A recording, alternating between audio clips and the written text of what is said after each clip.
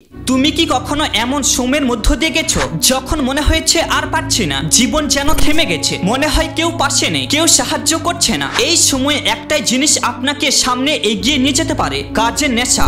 এটা সেই ভিডিও যা আপনি একবার শুনলে হয়তো অলসতা, দুঃখ, হতাশা সবকিছুকে ঝেড়ে ফেলতে পারবেন। আপনি যদি জীবন বদলাতে চান তবে এই কয়েক মিনিট আপনার জন্য।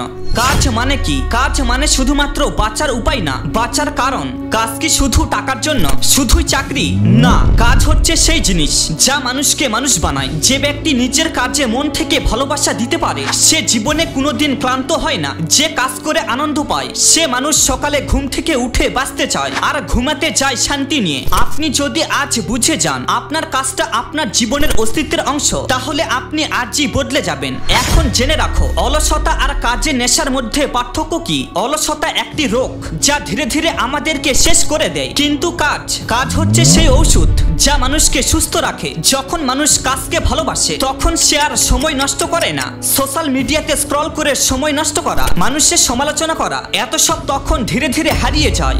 আপনি কি জানেন কাজের প্রতি নেশাগ্রস্ত মানুষ কখনো কারো সময় নষ্ট করে না? এর বাস্তব কয়েকটি উদাহরণ বলছি। ইলন মাস্ক পৃথিবীর সবচেয়ে ধনী ব্যক্তি, সপ্তাহে 80 থেকে 100 ঘন্টা কাজ করা তার নিত্য অভ্যাস। তার কোনো ব্যক্তিগত লাইফ ছিল না, একসময় তিনি এটা নিজেই স্বীকার করেছিলেন। স্টিভ জবস পণ্যের ডিজাইনে এতটাই ডুবে থাকতেন যে এক একটা আইফোনের বাটনের সাউন্ডকে ঠিক করতে দিনের পর দিন লাগিয়ে দিতেন।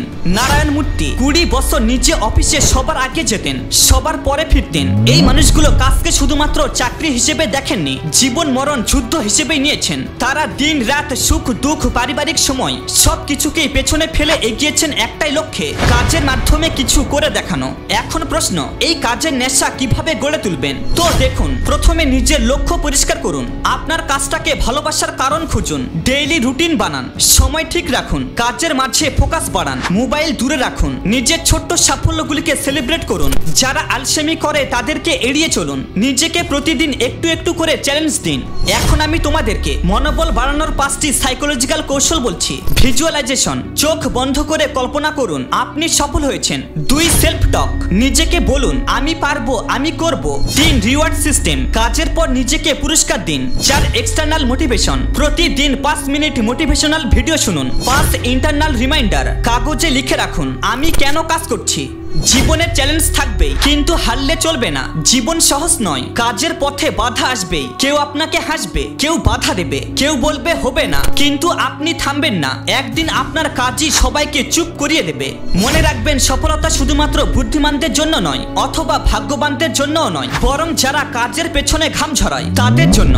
এরপর এই মূল্যবান কথাটিকে সবসময় মনে রাখবেন, মানুষ তোমার গল্প শুনবে না, তারা তোমার ফলাফল দেখবে। তুমি কে এটা তোমার নাম না, তুমি কে সেটা তোমার কাজ বলে দেয়। এই জন্য প্রতিদিন একটা লক্ষ্য ঠিক করো, আজ আমি নিজের আগের ভার্সনকে হারাবো। এই ভিডিও শেষ হতে চলেছে কিন্তু আপনার যাত্রা এখন শুরু।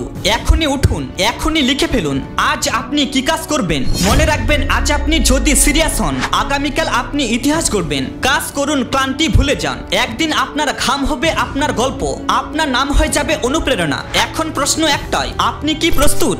সাবস্ক্রাইব করুন, শেয়ার করুন, আর পরের পর্বে দেখা হবে। ততদিন কাজ করে যান, থামবেন না। জয় হোক।